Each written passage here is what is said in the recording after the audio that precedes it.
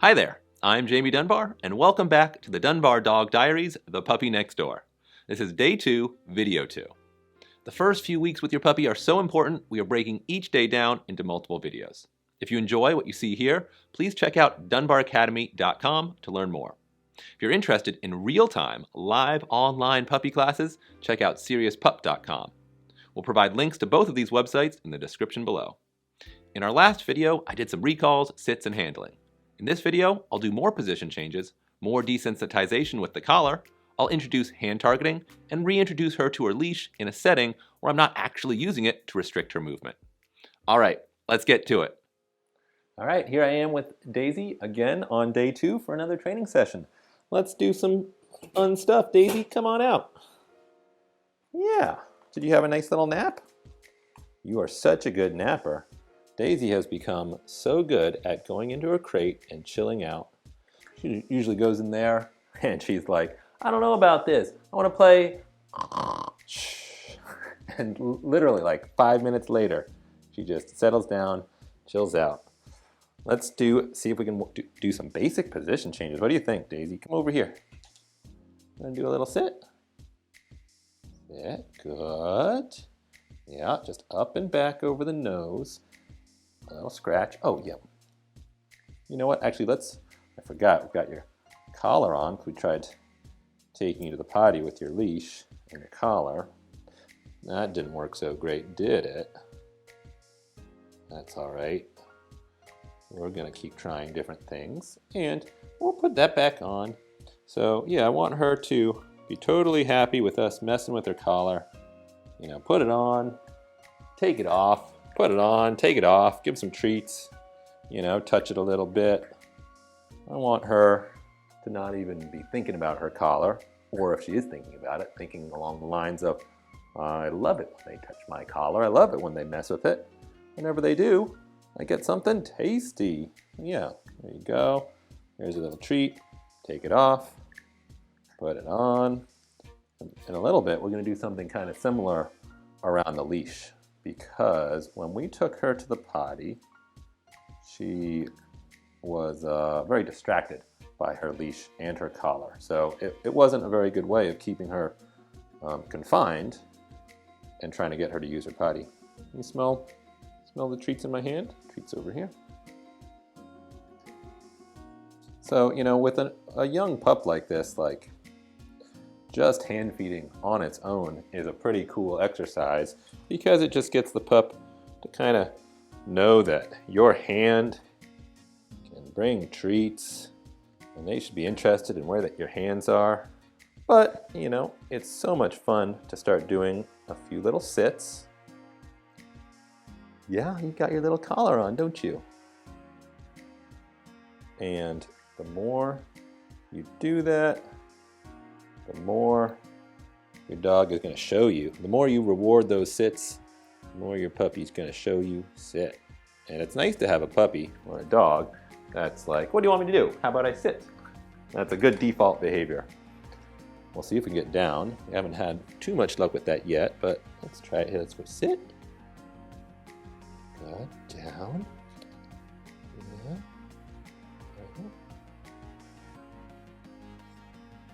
I'm gonna wait this time, see what happens. And she's like, I don't know. Oh, good girl. Yes, that's a down. Oh, then you got up. Oh, well. I'll give you a treat anyways. Let's see again. If we just wait, we'll get it down. You know, the thing about it down is eventually your dog is gonna lie down, so it's just a matter of time, really. That my watch? It is my watch. What do you think about that? Oh, good girl, yeah. Oh, I'm a little slow there on the treat release. Let's see. How about a sit? And a down.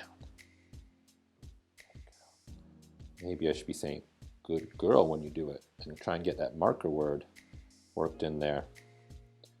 Because getting the timing on the releasing of the treat is a little bit tricky. Can you lie down?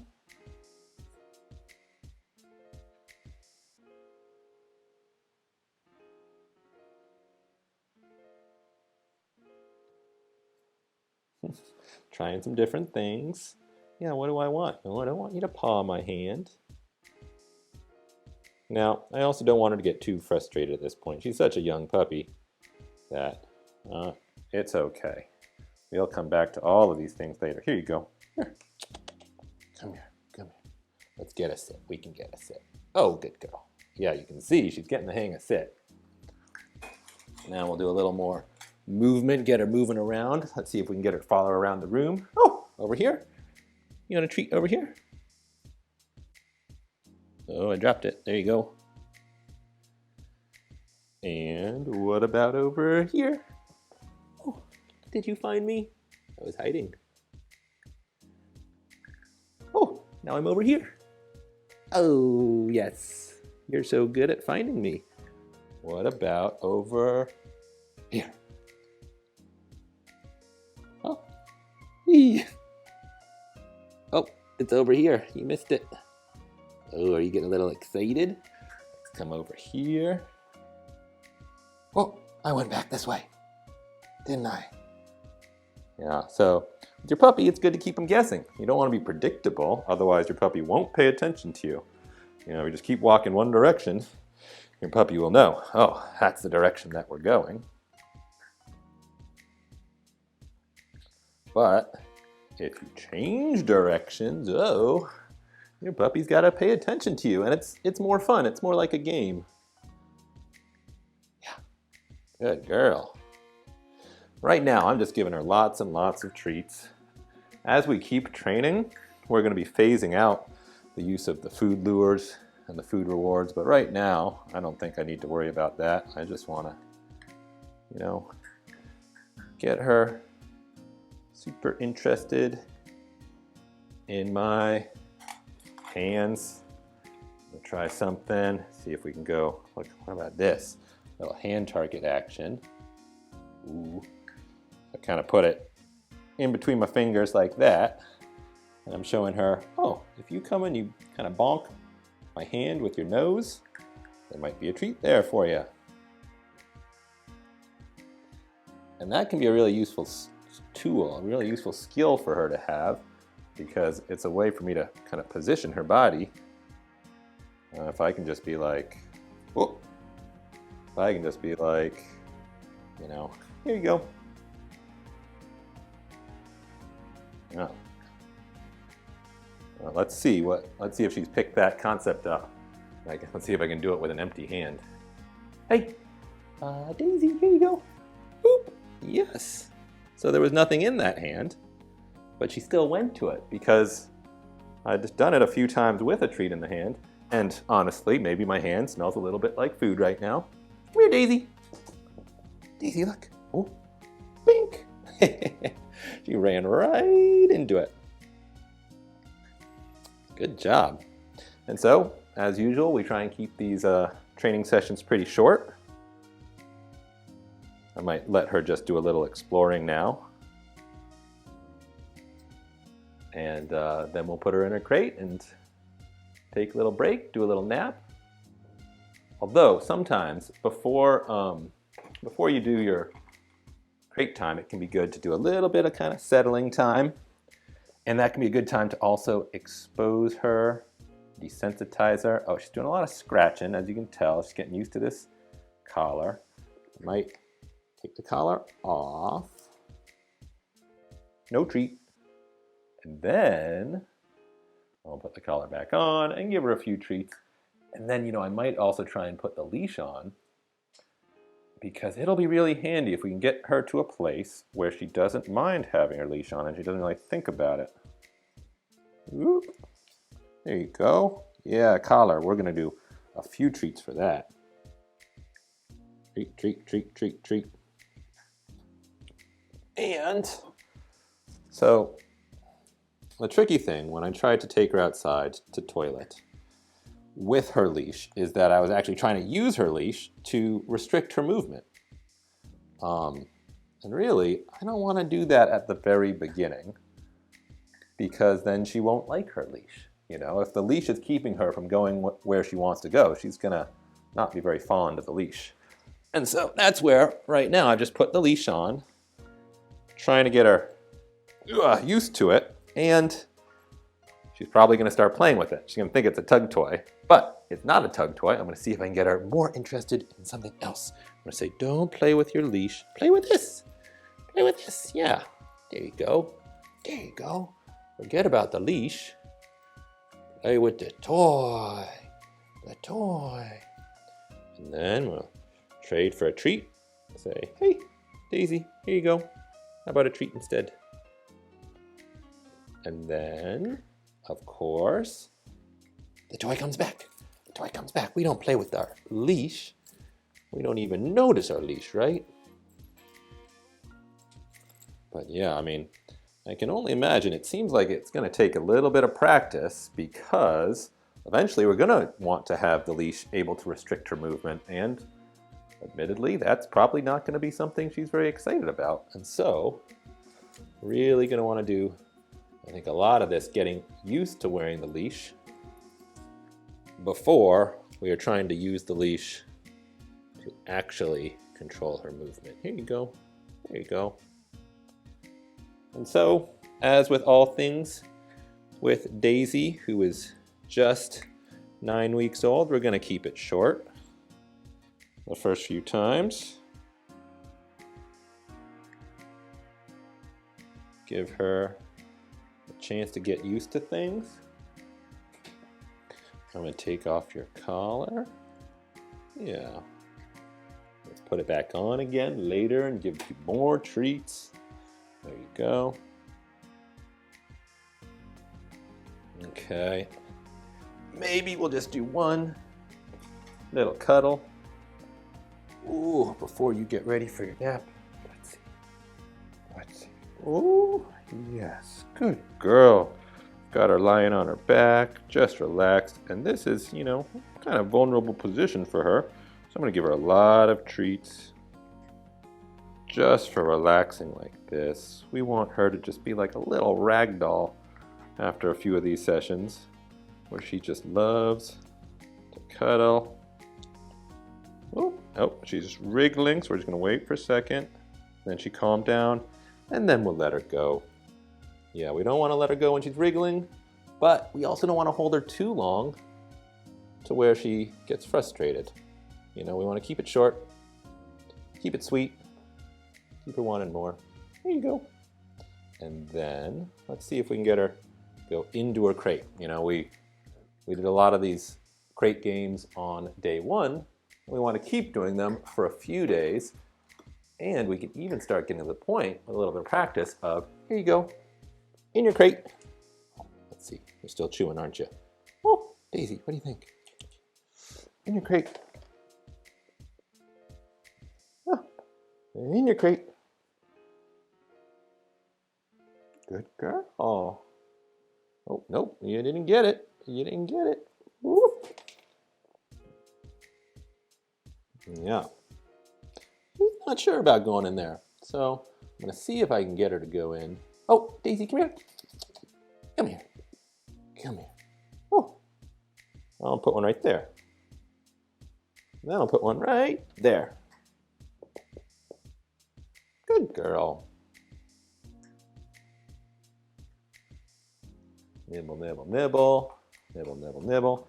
Then I'm going to put, I'll take 1, 2, 3. 1, 2, 3 right there. Good job, Daisy. Oh, I'll drop one through the roof. Oh, what do you think about that? And one back there. And one back there.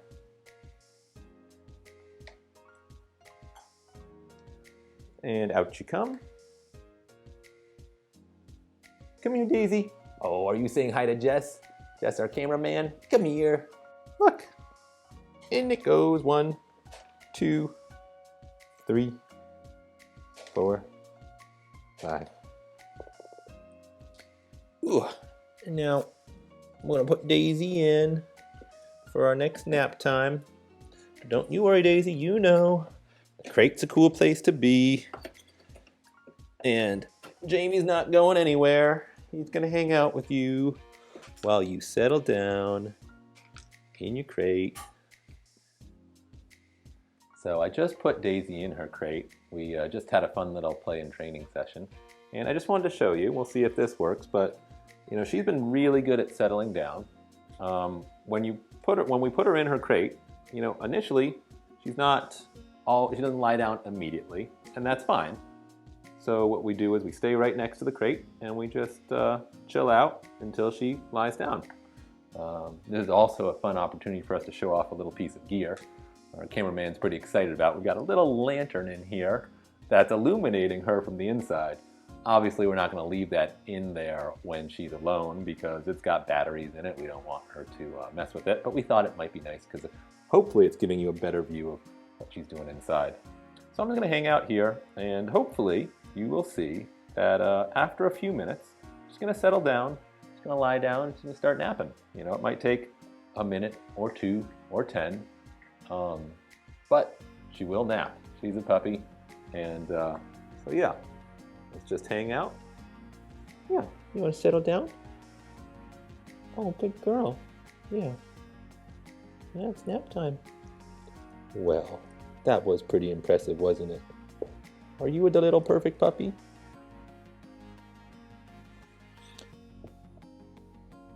Yeah, I was talking with my dad, Ian, the other day, and he was talking about how, it's not about how much time your puppy spends settling down. What's really even more important is how quickly they will settle down when you put them in their crate. And so that's where it can be good to kind of interrupt their naps and get them out. And that's where the hourly schedule is actually kind of helpful. Even if they're resting, you get them up, you play with them, you get them worked up, and then you put them back in their crate and they get another opportunity to practice settling down. Yeah. Good girl, sweetie. Yeah. You're such a good little napper. You are.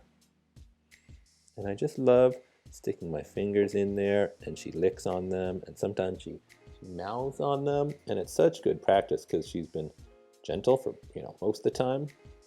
And so remember, puppies, they need practice biting.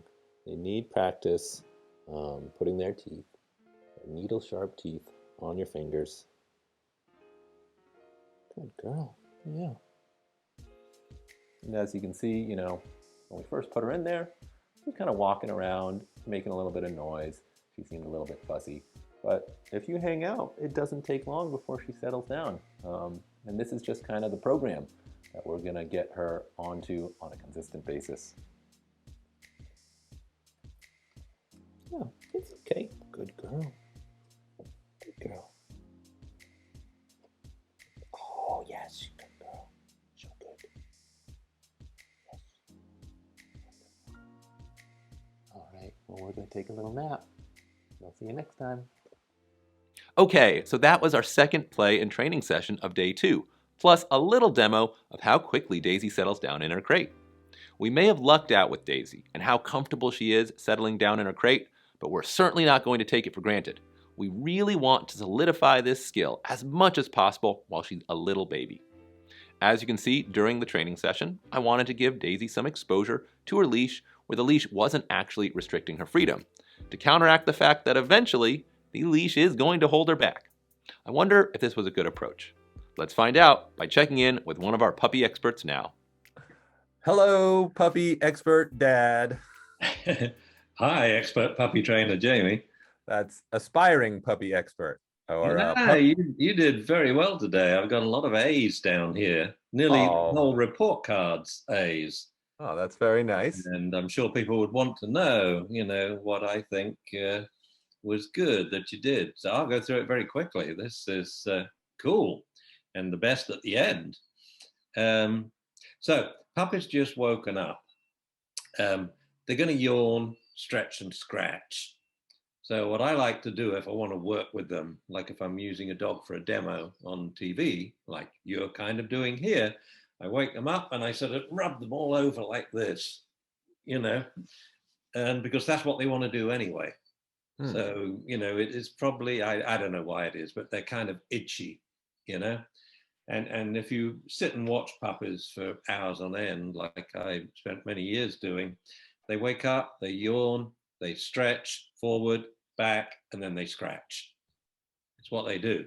So I would just let the puppy be himself and wake up. It's kind of like if you wanted to interview me at 8 a.m. Now, Gotta let you yawn and stretch and scratch. it takes me an hour before I would even consider doing anything on camera. All right, so sits were good. I'd do more of them. Okay, we got some really prompt sits there. I would just have it matter of course.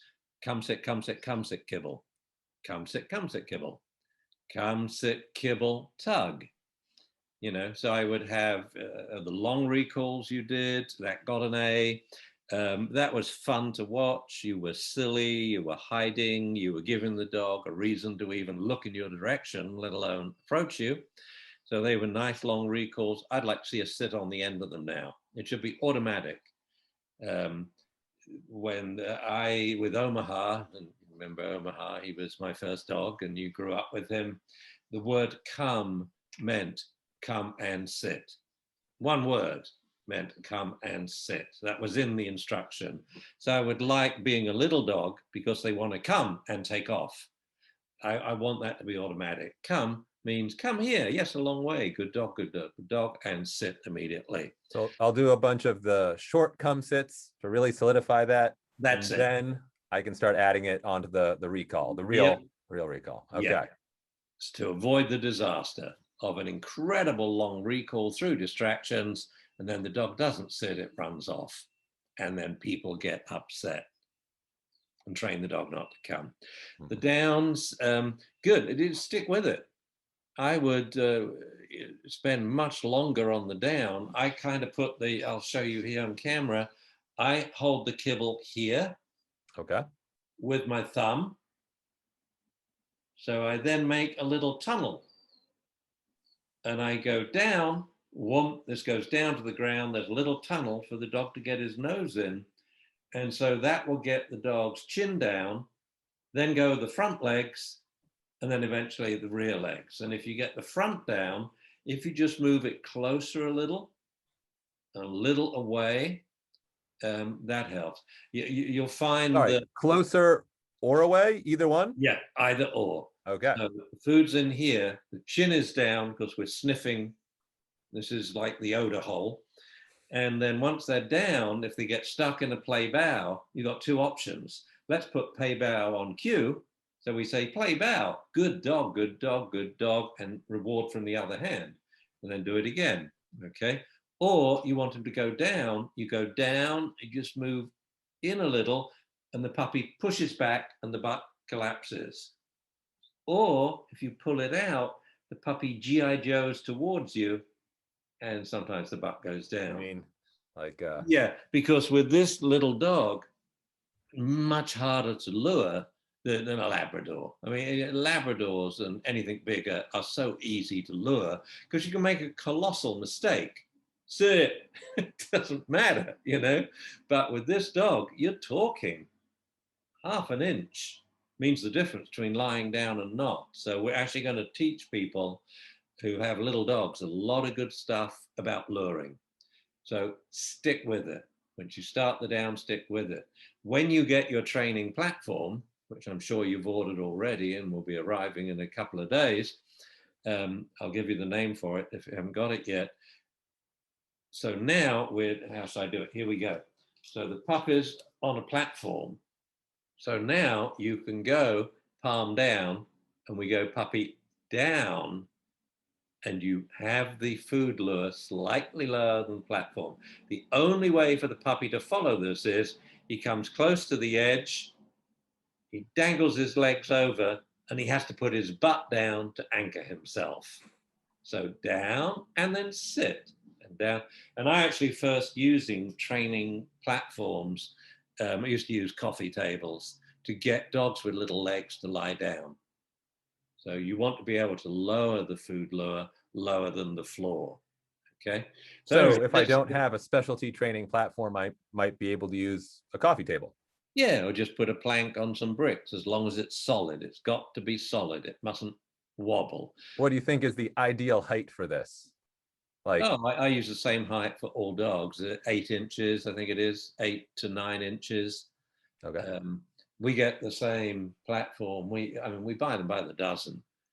And what's also neat about a training platform, like we often have 6 dogs out at a time. And Gina would just say, go to your platforms, like in a circus, you know, with lions and tigers. Yeah.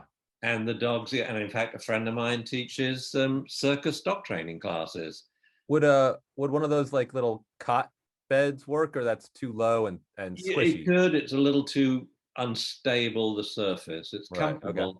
but it would work. You can, try it out. You've got one there, right? I saw I it. do. Yes. Yeah. So, try that out. They would move towards the edge gingerly, because they got to keep their balance, but that would work. So then moving along, 3 straight A's in a row, long recalls with the hiding. That's the way it should be done. You got to give the dog a reason to find you, hide behind things. Then hand targeting demo was that's a little demo you could show without editing. It's like boom, boom, boom, boom, boom, and then boom with an empty hand. Okay, which personally, if I were doing the demo, I wouldn't have told people what I was going to do. I would have just done it, and then I would tell them afterwards, see that? I didn't have food here. So he's learned to target my hand and not the food treat. But see, I don't have a rep to protect. So if I say I'm going to do something and fail miserably, people will be like, oh yeah, makes sense. He's a novice. I don't mind failing. You want to give the sort of allure that you're a magician and you know more than you do, though. Yeah. That's true. I do also want to learn the tips so I look like I know what I'm doing as well. So thank you. Yeah. Right at the beginning, we were talking about the collar and the dog scratching, and I wrote these notes, but then later on you started doing this. Let's put on your collar and let's put on your leash and let's play tug. What better way for the dog to learn to love his collar and his leash? And that leash, by the way, is the leash for a Malamute to pull a broken down truck. I mean, it's a little overkill for Daisy. I swear it was the smallest, it was the lightest leash they had at the store. I have ordered. Pop into a vet clinic, say, do you have one of your disposable leashes, please? Oh. That's what you want. Yeah, little thin plastic thing. No, I've got a thin one arriving in the mail tomorrow. Or go to a groomer. They would be more likely to. So if you're at, you got those from, where did you buy them from? Pet store? Pet Food Express, yeah. Oh, then yeah, they have dog washers. They don't have grooming places. So yes, it's we need to get, or just make one out of a ribbon. Oh, yeah, well, that I could do. Yeah, take that one. You get a little dog clip and just tie a ribbon to it. It's a tiny dog. All right, so they were 3 A's: the long recalls with you hiding, the hand targeting, and then the collar and the leash to play tug. Okay, collar, leash, sit, kibble, tug. Now the dog thinks, I love my collar, I love the leash, I love sitting, I love eating kibble, because then I get to play tug. All right, the handling, Daisy Ragdoll, and I'd give that an A2 at this stage. That it was ungainly. Her legs are stuck in the air, but cool to handle the back legs. I'd like to see her a little more relaxed with the hind legs instead of woo, like we're having a proctology exam, that they're kind of floppy and I'm relaxed. But it was good. But the difficulty is, as I mentioned earlier, you've got treats in your hand. No, put the treats down, okay, on a table beside you. You want 2 hands to handle a dog properly. You want 2 hands to train a dog properly, especially if you're playing tug. You can't get a tug toy out of a dog's mouth if you've got food in one hand and the dog's not interested in it. It's real different if you say, Daisy, come, sit, thank you. This to take the tug, this to give the food. That's different. That will be in a couple of days' time.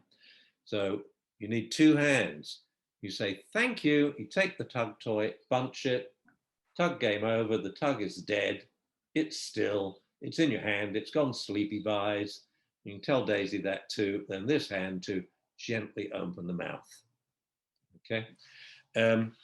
So with the handling, you want 2 hands to do it properly. And as I said earlier, sit down when you're doing it. Desensitizing the crate. This is all aids today. You notice really quickly the dog doesn't want to go in its crate. And maybe you can tell me why it doesn't now. You see, it's older than before when it was jumping in the crate, coming out, jumping in the crate. There's two good reasons why the dog would not want to go in its crate.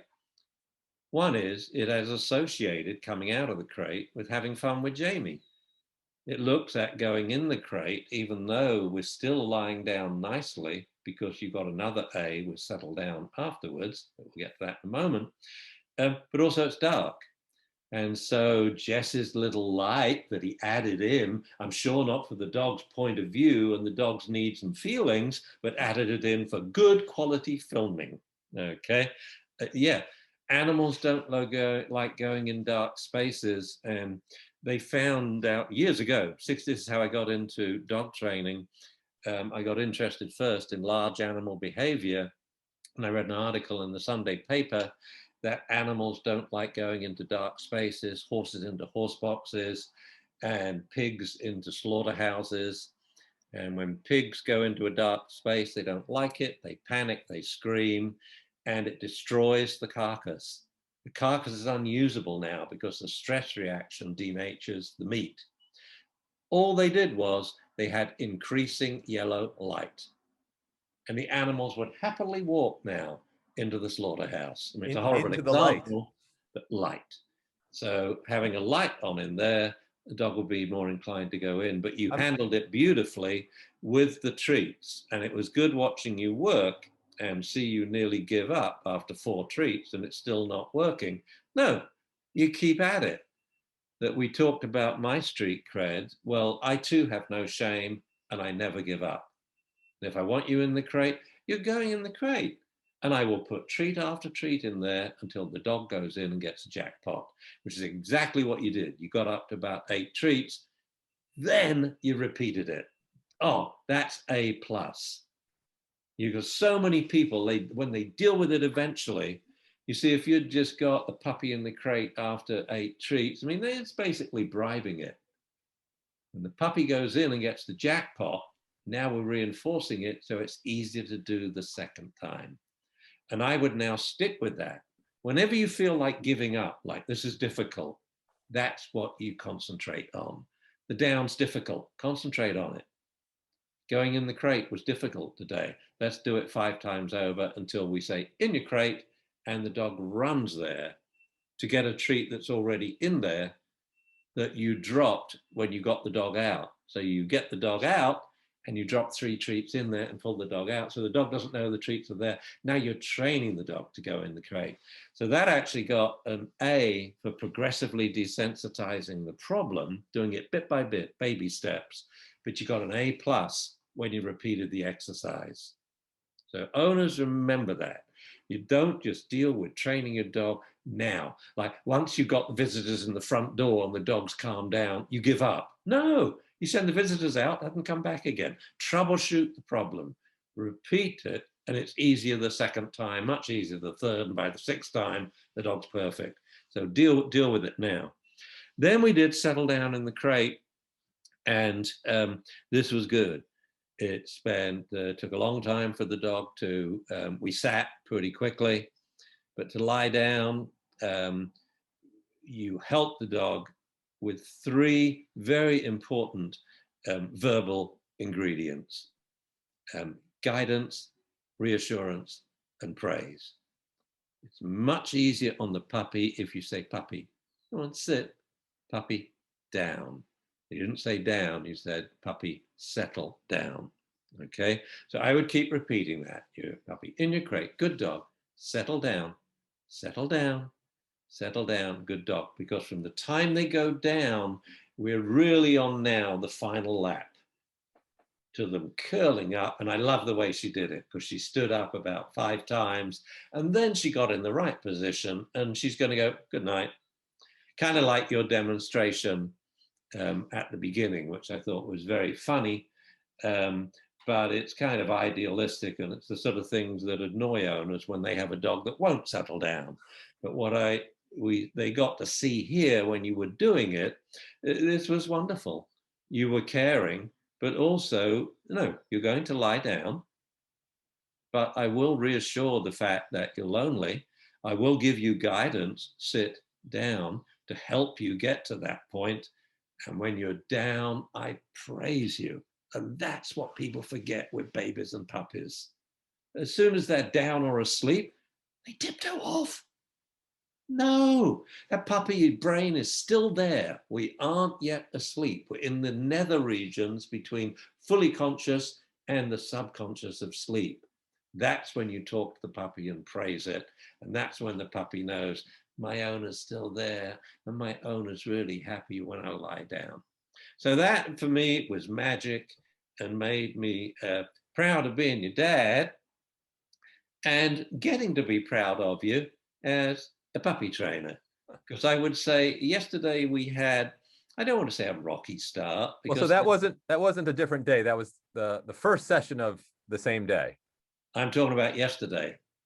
Oh, but the last video we just talked about? No, I wasn't talking about that. Oh, okay. That was, it also had lots of good points, but lots of little tips to improve it, as I say. This was pretty much A across the board and good to see. And what people don't realize is, you being my son, that Jamie is not what I would call a dog person. This is truly his first go at training a dog. He has given commands to train dogs like Omaha, Phoenix, Ivan, Dune, Hugo, but these were pretty well trained up to respond to most people. So I thought this was impressive, your second day at really practicing what you preach so well. I'm trying. It's good. I enjoyed it. All right. Well, thank you very much, as usual, Dad, for the feedback. I'm excited about the next few training sessions, trying to put some of this into practice. And we'll do this again soon. Sounds good. All right. All right. I look forward to it. Okay. Bye. Bye, Jamie. Bye-bye. Bye, everyone. Bye. Okay, well, Ian thought this session went quite a bit better than the one before, so I'll keep up the good work with the long recalls and the hand targeting. I'll continue with some fun tug sessions while Daisy is wearing a collar and leash to help Daisy form a positive association with her leash.